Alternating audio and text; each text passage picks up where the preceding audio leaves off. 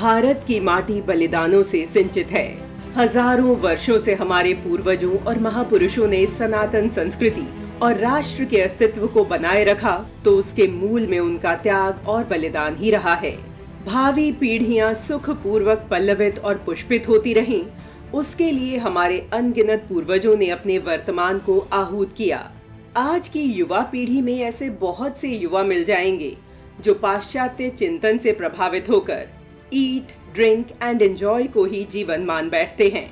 उनके लिए बलिदान और त्याग को समझ पाना थोड़ा कठिन हो सकता है, किंतु यह भी सच है कि जब जब हमारा युवा अपने राष्ट्र नायकों के जीवन से परिचित होता है, तब तब उसके डीएनए में विद्यमान राष्ट्रीय भाव जागृत हो जाता है।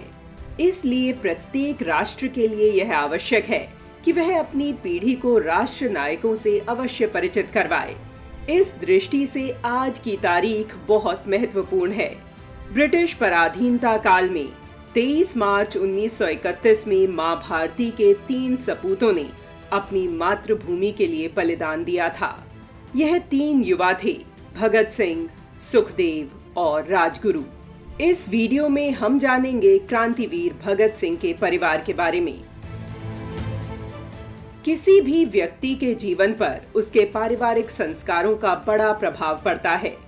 सिख गुरुओं के बलिदानों की कहानियां सुनकर विकसित हुए इस बलिदानी सिख परिवार के संस्कार ही ऐसे थे जिसके कारण पीढ़ी दर पीढ़ी यह परिवार धर्म और राष्ट्र के लिए बलिदान करने की परंपरा पर चलता रहा।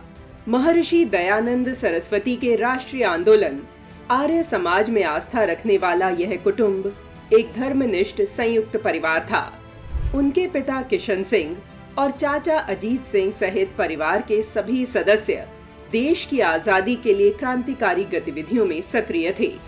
विशेष बात यह थी कि इस परिवार के पुरुष तो क्रांतिकारी थे ही, लेकिन परिवार की महिलाएं भी अग्रणी भूमिका में थी। इस परिवार की स्त्रियों ने वीर योद्धाओं को जन्म दिया। उन्होंने देश प्रेम के लिए अपने प्राणों को न्यौछावर कर दिया। भगत सिंह की दादी जय कौर ने एक सामाजिक क्रांतिकारी से विवाह किया।